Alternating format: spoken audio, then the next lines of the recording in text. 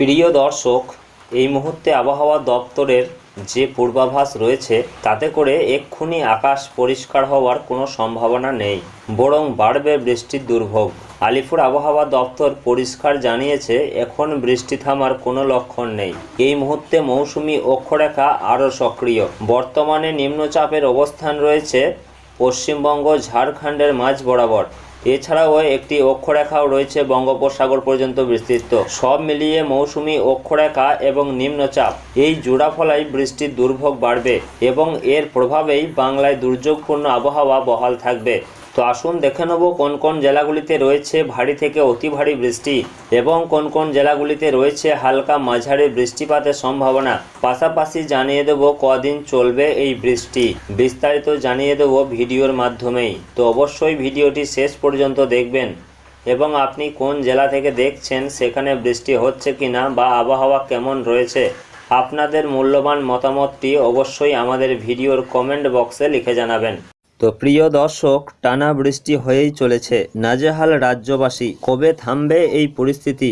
এই প্রশ্নই এখন ঘুরছে আমজনতার মনে। হাওয়া অফিস জানিয়েছে গাঙ্গেয় পশ্চিমবঙ্গের উপর থেকে নিম্নচাপ বর্তমানে ঝাড়খণ্ডের দিকে সরেছে। বুধবার রাতেই বাংলার উপর থেকে নিম্নচাপের প্রভাব সরেছে। গাঙ্গেয় পশ্চিমাঞ্চলের জেলার উপর থেকেও নিম্নচাপ ক্রমশ সরছে। তবে বৃহস্পতিবারও দক্ষিণবঙ্গের প্রায় সব জেলাতেই বৃষ্টির পূর্বাভাস রয়েছে। তবে ভারী বৃষ্টি হতে পারে পুরুলিয়া, বাঁকুড়া, ঝাড়গ্রাম এবং পশ্চিম বর্ধমানে। এই জেলাগুলিতে কমলা সতর্কতা জারি করা হয়েছে।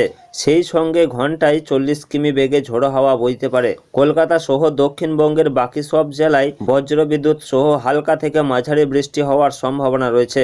এদিকে মৎস্যজীবীদের গভীর সমুদ্রে না যাওয়ার পরামর্শ দিয়েছে আবহাওয়া দপ্তর। হাওয়া অফিসের পূর্বাভাস অনুযায়ী আগামী সপ্তাহে সোমবারের আগে দক্ষিণবঙ্গে আবহাওয়ার উন্নতি হওয়ার কোনো সম্ভাবনা নেই। বৃহস্পতিবার দিনভর মেঘলা আকাশ থাকবে, সেই সঙ্গে হালকা থেকে মাঝারি বৃষ্টিপাত চলবে। 14 জুলাইয়ের পর থেকে আবহাওয়ার পরিবর্তন হতে শুরু করবে। এদিকে দক্ষিণবঙ্গের পাশাপাশি উত্তরবঙ্গেও ভারী বৃষ্টির সতর্কতা রয়েছে, যেমন দার্জিলিং, কালিম্পং, আলিপুরদুয়ার, জলপাইগুড়ি, কোচবিহারে বজ্রবিদ্যুৎ সহ ভারী বৃষ্টির সম্ভাবনা রয়েছে।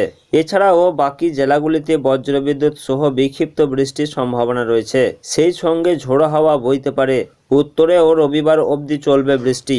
আগামী সপ্তাহে সোমবার থেকে আবহাওয়ার পরিবর্তন ঘটবে। তো প্রিয় দর্শক, সব মিলিয়ে এই রয়েছে আগামী কয়েকদিনের আবহাওয়ার পরিস্থিতি। পরবর্তী কোনো আপডেট এলে অবশ্যই আপনাদেরকে জানিয়ে দেব।